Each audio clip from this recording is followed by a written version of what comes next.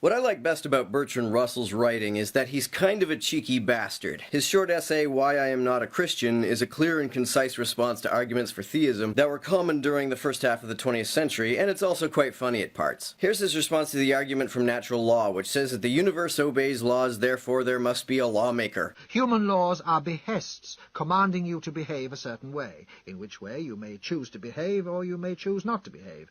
But natural laws are a description of how things do in fact behave, and being a mere description of what they in fact do, you cannot argue that there must be somebody who told them to do that, because even supposing that there were, you are then faced with the question, why did God issue just those natural laws and no others? Here's what he has to say about the argument from design. Since the time of Darwin, we understand much better why living creatures are adapted to their environment. It is not that their environment was made to be suitable to them, but that they grew to be suitable to it, and that is the basis of adaptation. There is no evidence of design about it.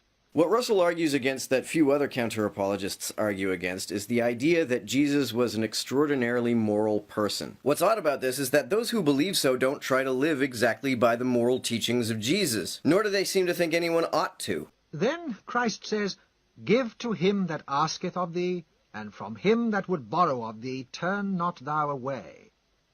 That is a very good principle.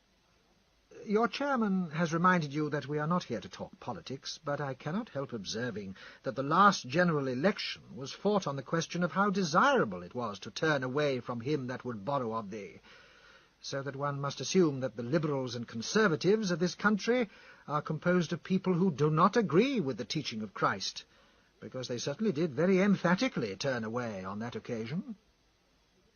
Then there is one other maxim of Christ, which I think has a great deal in it, but I do not find that it is very popular among some of our Christian friends. He says, If thou wilt be perfect, go and sell that which thou hast, and give to the poor.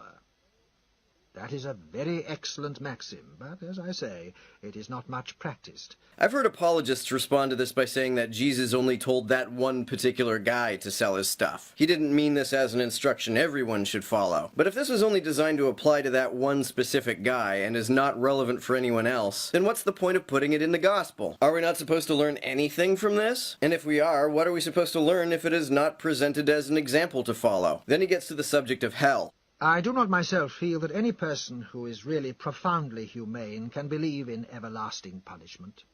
Christ, certainly as depicted in the Gospels, did believe in everlasting punishment, and one does find repeatedly a vindictive fury against those people who would not listen to his preaching, an attitude which is not uncommon with preachers, but which does somewhat detract from superlative excellence. I must say that I think all this doctrine that hell-fire is a punishment for sin is a doctrine of cruelty. It is a doctrine that put cruelty into the world and gave the world generations of cruel torture, and the Christ of the Gospels, if you could take him as his chroniclers represent him, would certainly have to be considered partly responsible for that. Then there is the curious story of the fig tree, which always rather puzzled me. You remember what happened about the fig tree? He was hungry, and seeing a fig tree afar off, having leaves, he came, if haply he might find anything thereon. And when he came to it, he found nothing but leaves, for the time of figs was not yet. And Jesus answered and said unto it, No man eat fruit of thee hereafter for ever.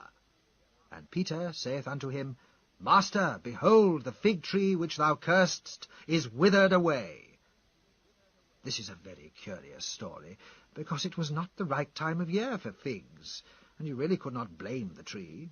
Ironically, this story is analogous to how Yahweh seems to judge people on the basis of their innate nature, like original sin rather than things they can control. It's not just the case that Christianity has rules that seem to do nobody any good. There are also rules that seem to do harm. Supposing that in this world that we live in today, an inexperienced girl is married to a syphilitic man. In that case, the Catholic Church says, This is an indissoluble sacrament. You must stay together for life.